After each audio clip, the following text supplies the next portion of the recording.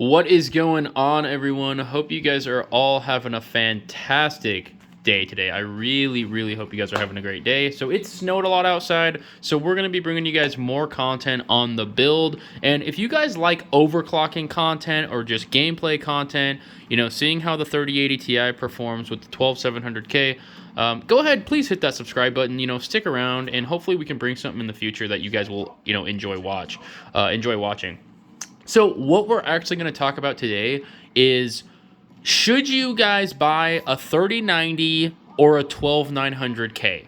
That's the question that comes up, and that's what I'm going to be talking about today, because we have a 3080 Ti FTW3 Ultra and we have the 12700K. And I know some of you guys might kind of be getting tired of hearing me say that, but we do have a lot of like newcomers to the channel, and I just want to clarify that, you know, before we get into more talk. We do have 64 gigs of RAM, and we do have actually have DDR4. It's 3600, but we do have 64 gigs. So a lot of you guys know I've been overclocking the 1200K or the 12700K, and we are actually at 5.1 gigahertz on all cores. And it sits around 60 degrees, actually, is what it really sits around. It does bump up to 65 and sometimes like 68, but it really sits around low to mid 60s. That's kind of what you see with this. Now, what I've noticed with watching other videos, now I didn't want to use anyone else's content without getting their permission, so we're not going to be having that in this video. But in the future, we may have a video where we actually compare screen by screen on a 3090 and a 12900K, and then my setup, which is a 3080 Ti and the 12700K. Guys, I'm going to say right off the bat, do not buy a 3090 and a 12900K. You are not going to be outperforming this setup right here.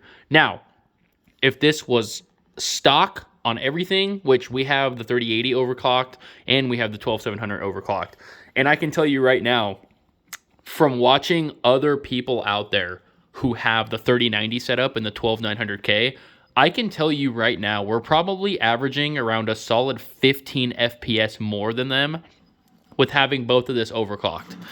And guys, you got to understand, 3090s are like $1,000 or even more than a 3080 Ti. Do not waste your money and buy a 3090 and a 12900K. Do not do it. Because I was just watching multiple videos yesterday of people who were running that exact setup, and they were averaging like 110 to 115. And guys, we literally average like 140. I mean, that's really like what we average is 140. Now this content is recorded, so you know, we will be about 10 FPS lower than what it actually is. But yeah, it's pretty amazing how well this stuff runs if you just overclock it. Do not waste $250 more on a CPU and $1,000 and something more on a GPU. It's not worth it, guys. It's not worth it at all. Even with that extra VRAM in the 3090, it's not worth it. This graphics card has enough VRAM in it for right now, and we're running 4K Ultra, where it is utilizing like almost the full 12 gigs of VRAM, but at the same time, it's running very well. And I can tell you right now, I was watching multiple builds, and I know some of you might be like, well, you don't have any recordings to show a direct comparison, which is true, I don't. But I can tell you just from watching multiple people's recording gameplays of this map, same settings, 4K Ultra, just like what we're running here, they were around 110 to 115 average. And we're up here at like almost 140, like constantly. I mean, like, look at that. Constantly like 140. So, I mean, I'm telling you right now. Now, obviously, it depends on what you're doing. It depends where you're at in the map. I get that. But I watched it for quite a while, and I mean, it was getting down there pretty low on the 3090. And one thing you guys have to understand is the 1% lows on the 3090 are way lower than the 3080 Ti. I mean, it's like 15 to 20 FPS difference for the 1% lows. So that VRAM that they sped up in this 3080 Ti is definitely benefiting it. But I mean, yeah, this thing's running insanely well. I mean, 140 FPS almost almost constantly on this map. I mean, it's really just amazing. It's really amazing how well this thing performs when you overclock it. And we are just using air, you know, we're not using an AIO. I've always been a firm believer in air. I've always done it because it just runs so well. I think 5.1 on all cores is really impressive. I actually bumped it up to 5.2 just because I wanted to see how hot it ran. And it really wasn't even that much higher, believe it or not. It did get up to like 75 degrees. But that thing was still just cooling it. Like, it was still like down in the high 60s.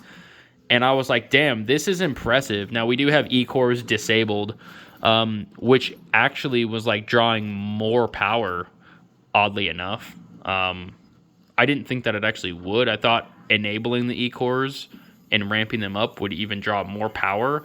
I don't know. The whole E-cores thing, it's kind of weird. Yeah, it's kind of weird. But I disabled all of them. I think there's like 4 E-cores. But I disabled all of them. And guys, it's just pretty amazing how well this runs. We have ray tracing on. But it's just crazy. Like, anything you do, you're just hitting like 140 FPS. It's really just amazing. And like I said, I haven't really seen many other people running this, like, same map, same settings with ray tracing and everything, hit like an average of like 130 or 140 up here. I just haven't seen it. Even with a 3090 and a 12900K. Now, obviously, if you overclock that stuff, you probably might have, it's probably going to be quite a bit different. You know, they're probably going to gain that 10 to 15 FPS. But it just depends. Every application is different. You know, RAM speed matters too. Like, what, you know, are you running DDR4? Are you running DDR5? Which really, there's not a big difference between DDR4 and DDR5 right now, just because of the cast latencies of DDR5 are just garbage. But it really just depends on the application. I mean, there's games out there where you could outperform DDR5 with DDR4. You know. But anyways, guys, that's going to end the video for today. I didn't want to make it too long. I hope you guys have a fantastic day. Check out the other videos. Ask questions. Hopefully I can answer them. We'll see you in the next one. Take it easy.